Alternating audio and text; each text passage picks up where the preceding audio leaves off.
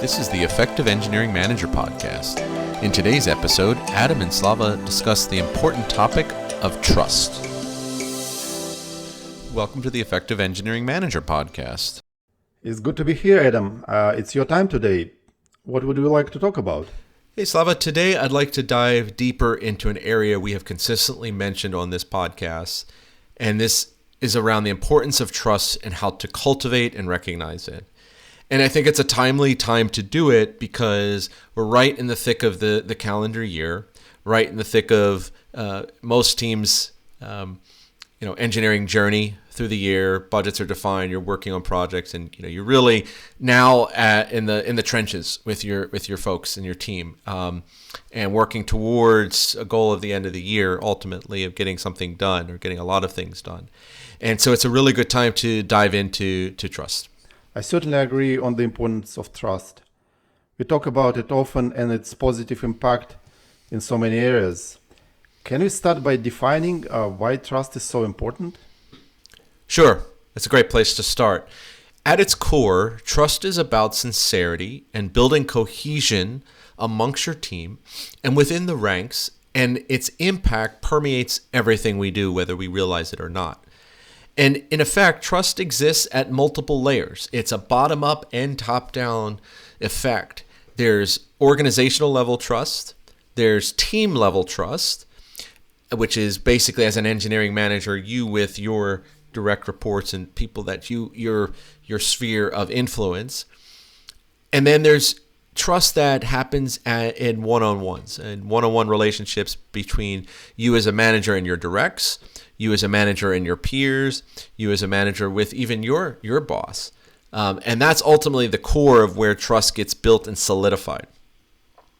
Then trust enables individuals and teams to maximize their full potential and therefore enhance and yield high productivity. So trust is important, of course, to make you feel good, but the byproduct or the goal of that is that use trust to lean into getting the full potential out of your team.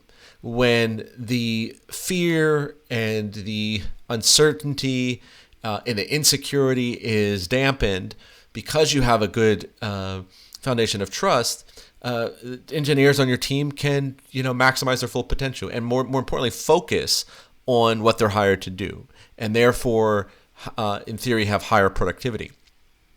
And then trust is built or reinforced through consistency over time. This is so critical. This is not, a slide deck or a all hands exercise. This is something that is every day, all the time, over a long period of time. And more importantly, it's tested through critical circumstances and decision points. So everything's going great. Everyone feels good. People, guards are already down. But when there's a critical decision point, when there's an issue, when there's a challenge organizationally, if the company is not doing well or if there's other challenges within the business unit, that's when trust really gets tested. And they're not mutually exclusive in the sense that, if something... or they are mutually exclusive in the sense that, a company's performance or a team's performance can not be great, but that doesn't necessarily mean that trust has to erode. In fact, trust should be at its highest at that point. And last, once trust is broken, it's hard to get back. It takes a long time to gain, but it's very easy to lose. And it takes just one instance because in a lot of cases, it gives the people that are on the receiving end of that trust relationship very little reason to trust the next time when there is a potential circumstance where you really need to lean into that trust relationship with whether it's your boss, team member, or peer. And I think we've all been there in certain circumstances where you think you have trust with someone, you have some history there where indicators are that you trust each other, and then you get into a forum where that person or group might be there, and then suddenly you realize you can't trust them and the things that you've agreed to upon.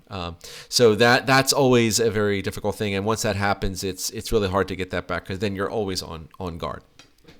That was great. I can definitely relate to that definition, and hopefully it resonates with our listeners out there. Bottom line, you truly can't get things done without trust.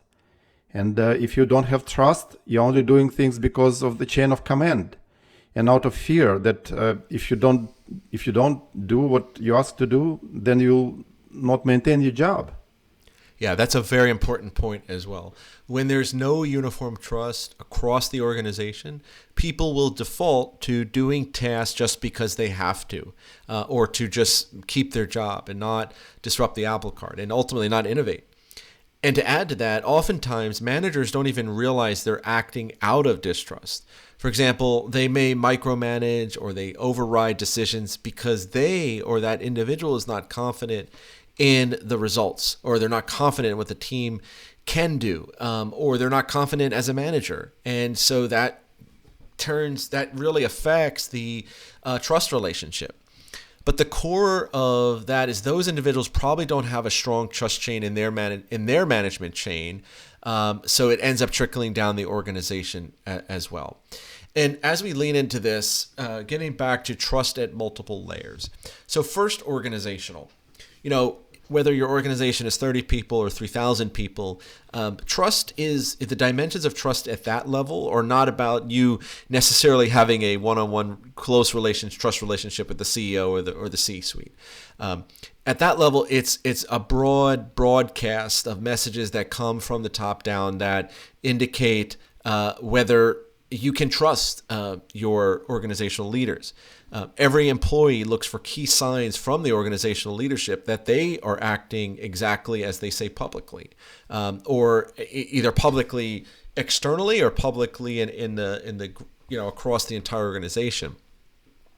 Sometimes you'll have a message to, you'll have emails sent out or communications that, make it seem like the organization is very supportive of certain things or trying to engage employees. But then when you see things that happen in smaller forums, that doesn't reinforce that, you, of course, question that, and that affects trust. And so at the organizational level, there has to be a consistent commitment to employees and the core business. And that's where that trust relationship comes from, making sure that, okay, the leaders of this company are bought into what we're doing and for this reason. And what I'm doing is contributing to that whole. And I can trust that there is that constant interface and exchange between what I'm doing and the core business and how the company is communicating back. The second layer is team. So as an engineering manager, this is where you have control, and you can set the tone for the team day in and day out, regardless of what's happening at other layers. You can reinforce that through a daily message to your team and really reinforce it around trusting them.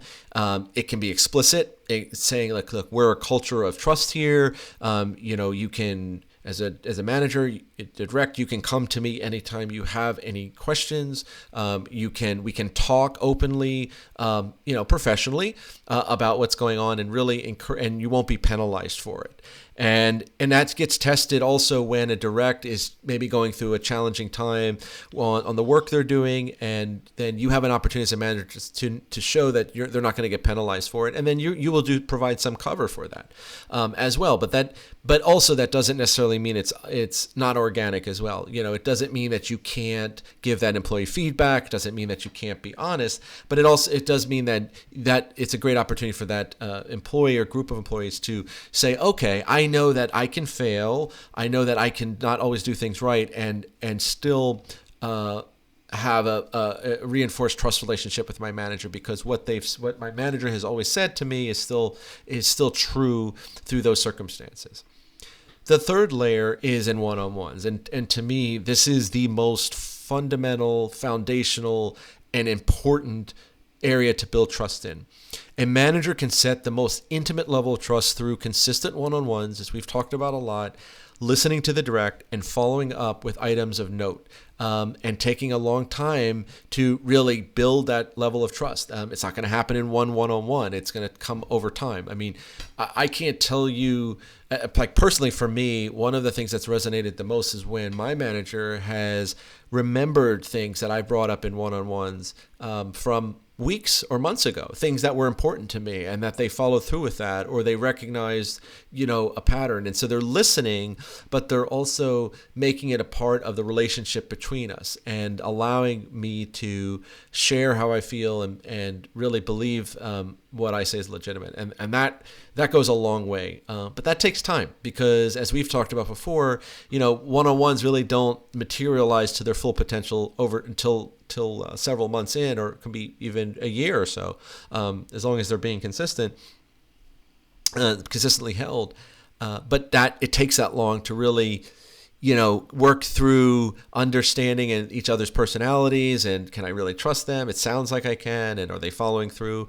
And the other thing is, time also gives you more data points, right? Where outside of your one-on-one is your manager and your both directions. And so as a manager is your direct being consistent with what you've talked about, and as a direct is your manager also consistent, and not, one way in your one-on-one, but in another way in a broader team setting. And then the last thing we want to say here is this concept of unintentional mistrust. So there are certainly plenty of people that I've worked with, and I could be also guilty of this as well, and I think we all are to some degree. We all try.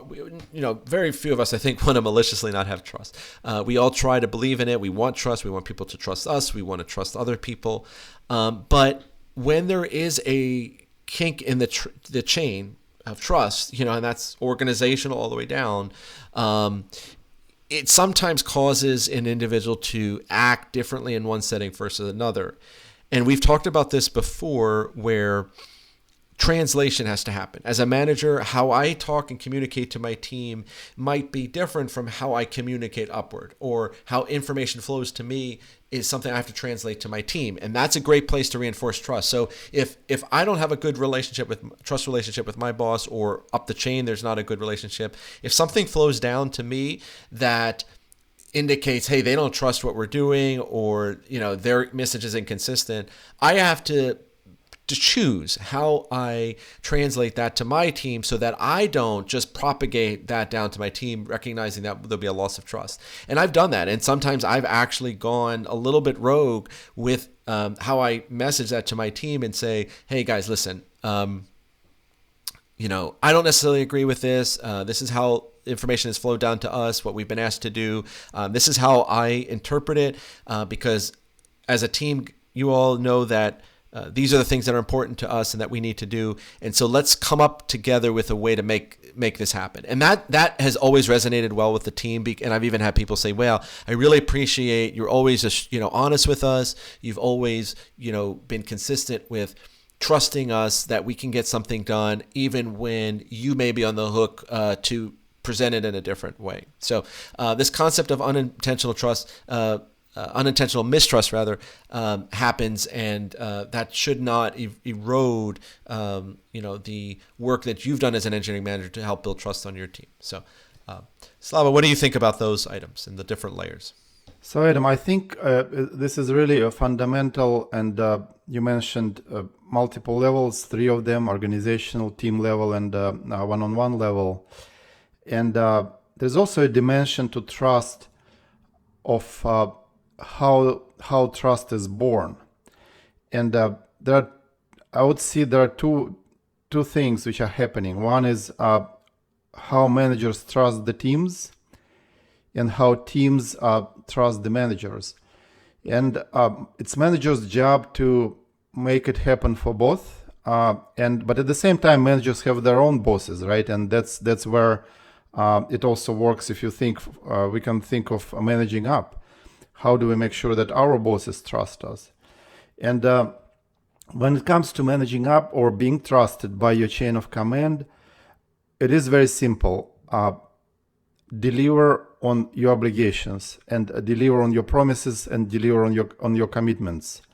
It means that once you committed, you have to deliver, right? It means that you also be careful with your commitments, because if you're uncertain or unsure, then there needs to be more work to be done with dates, with risks, and all the good stuff. But you have to pretty much kill yourself delivering on what you have committed. And that's pretty easy. When it comes to managers and their relationships with their direct reports, it is a bit more involved in the sense that because it's people's stuff and it's soft stuff, but fundamentally we as managers build trust with our teams by offering help, by receiving requests for help, and by delivering on those requests. So it means that if you mean that, hey, I will take care of you as a member of the team, or I'll take care of the team, and you made that promise, you made that commitment, you have to deliver. And this must happen not only once or twice, it must happen multiple times. How many times, it really depends. If you as a team or if you as a manager land a large-scale project with multiple moving parts and it's a huge success, you can claim and ask for trust. But you cannot ask for trust just because you feel that you're a great person and you can be trusted. So it also goes to another point which I would like to make is trust which is requested to be given without the trust to be experienced. And usually it sounds like this: you have to trust me. Trust me it's gonna work. Or trust me we do it this way. Or trust me we are not like this. And these are usually not red flags, but it just means that you as a manager need to be careful, because you do not have a practical experience of someone committing to work with you, to help you, to deliver for you, and never seeing them doing that. So I would say take it with a pinch of salt, and generally assume that it's not that they cannot be trusted, but you have to do your work, manage your dependencies, make sure that everything is solid, regardless of what someone is saying to you. Because saying is one thing and doing is another. That is a sort of a thought on how to earn trust. That thought on that trust is earned and not given. What do you think? Yeah, I like that perspective a lot, because you made me just think of something here, trying to see if I can best articulate it. You're absolutely right. Trust is earned, and it's not something you can mandate. But I also thinking about, the higher you go in an organization, the more impact any decision is. And so it's natural for higher level execs in a company to not trust, or expect more data, more consistency before they can make a decision on something. And sometimes that may come out to others as, oh wait, he doesn't trust us, or she doesn't trust us, or why are they not, just taking our input? And it is because they're, if I'm a EVP, or if I'm a CTO, or if I'm, some other C-suite person, I'm effectively very accountable and visibly accountable for anything I sign up for, right? And we all know that. And I think that's, sometimes you hear from those types of people in larger group settings, like you said, trust us, this is how we do it here. And that's because I think a lot of times they intend to want it to be that way, but then they come back, and when they have to make a decision on things, they don't react in the same vein. And so that sends a message that, wait a minute, you don't trust us. You just told us trust is important, and you want us to be a part, build that fabric within the organization, but it doesn't come out that way in practice. And I think I think that happens a lot. What is your experience in that?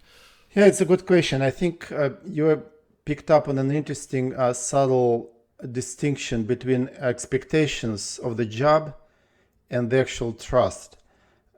Because to me, when we as managers get hired to do their jobs, there is an implicit expectation that we will, or rather explicit expectation, if you'd like, that we will deliver on our job, right?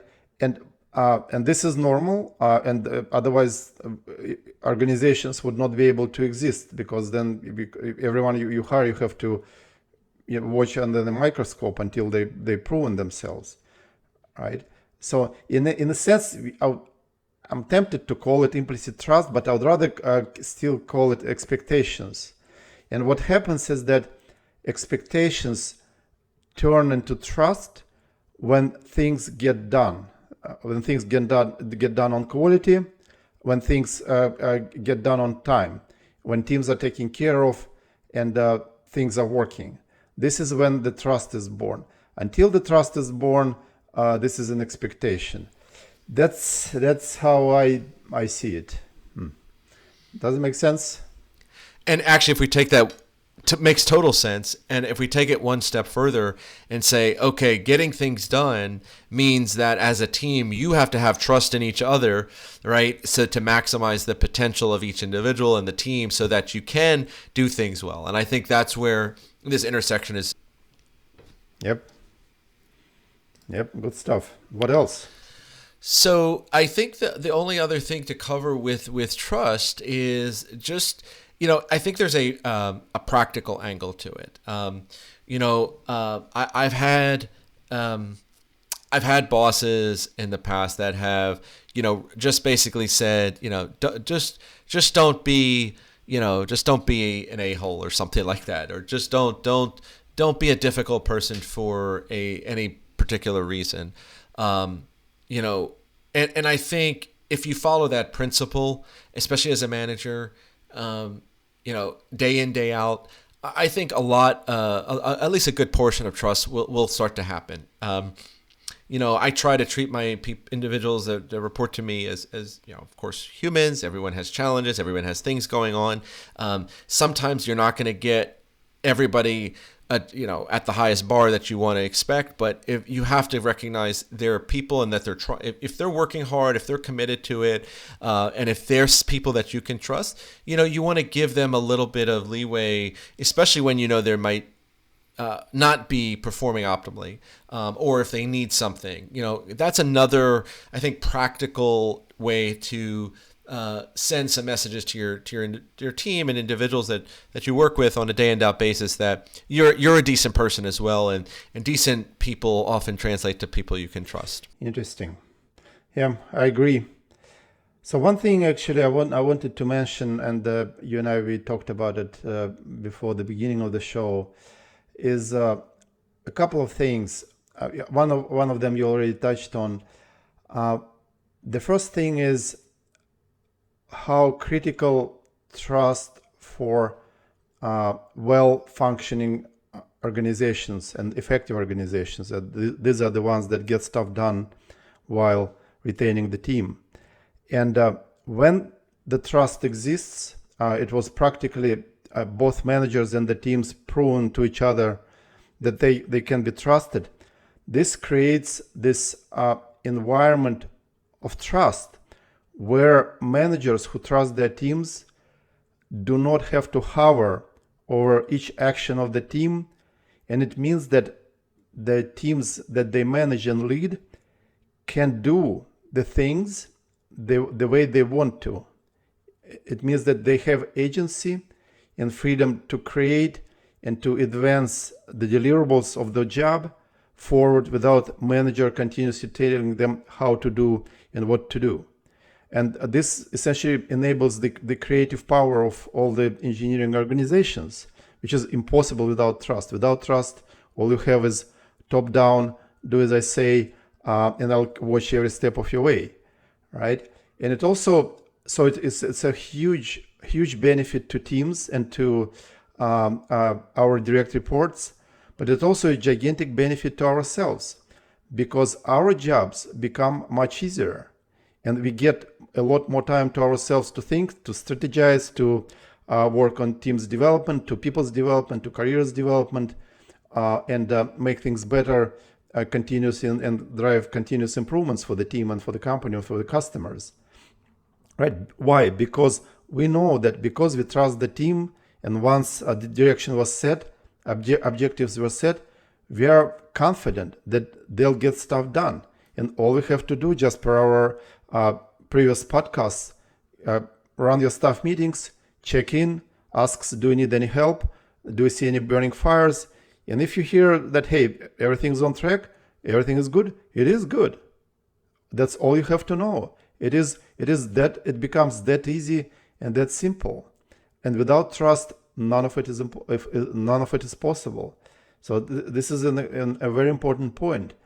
And the last thing which I had on my mind when you and I talked is how easy it is to how hard it is to gain trust, and how easy it is to lose it.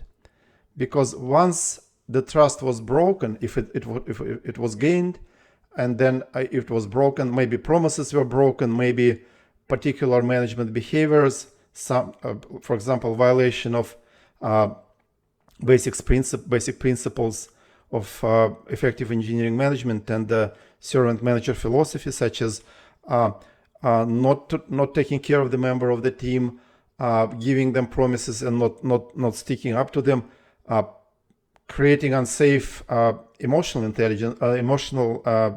environment where someone who opens to you and being vulnerable to you about themselves, about the job, about the people, about the projects, and if a manager like that uses it against their direct reports, this is it. It will never. It is impossible to recover, because it actually hurts on the emotional and sometimes even the physical level, right? So it is critical to be extremely careful with maintaining the trust and not allowing any sort of situations or managerial behaviors that may lead to stuff like this. Yeah, exactly. I think that ties it up very well. And I think it just reinforces how trust permeates through everything we do.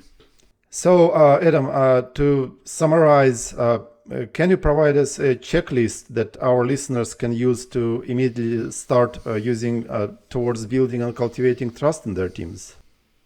Sure thing. So here's the list. First, trust is everywhere. Or trust is omnipresent with everything we do. So number one, make the importance and need for trust visible. Don't assume that everybody understands that trust is there. Be upfront about it. Make it part of your culture. Make it part of the things that you stress. And as a manager, make sure you're checking yourself every day to find ways in those critical moments to show that you can trust the team.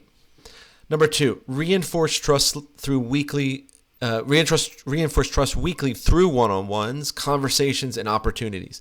That is the trenches. That is where this gets solidified. That's where you get to learn each other.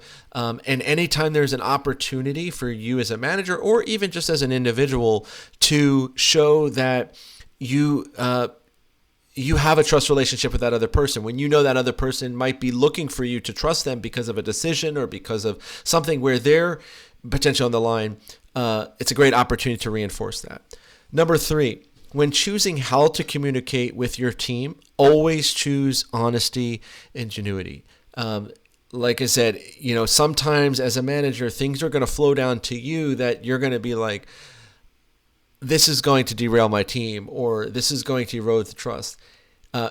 It's an opportunity for you to be honest, to be upfront, and treat your team as humans. It doesn't necessarily mean you go rogue and go rail against the company, but you can say, look, this has been asked of us. I'm going to be honest with you guys. I know there's some things here that are inconsistent with what we've talked about before, or whatever. Let's have a discussion as a team. It's an opportunity for you to share that with your team, and also to build that culture within your team that you can trust each other, and that people's concerns or opinions won't necessarily affect their job. So being genuine is always apparent as much as you can. This is good stuff.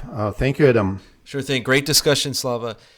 If our listeners out there, if you enjoy this podcast, we would appreciate a review wherever you're receiving this podcast. You can also reach out to us on the web at www.effectivem.com or email us at contact@effectivem.com. We would really love to hear from more folks and keep this discussion going. Until then, thank you very much. Till next time.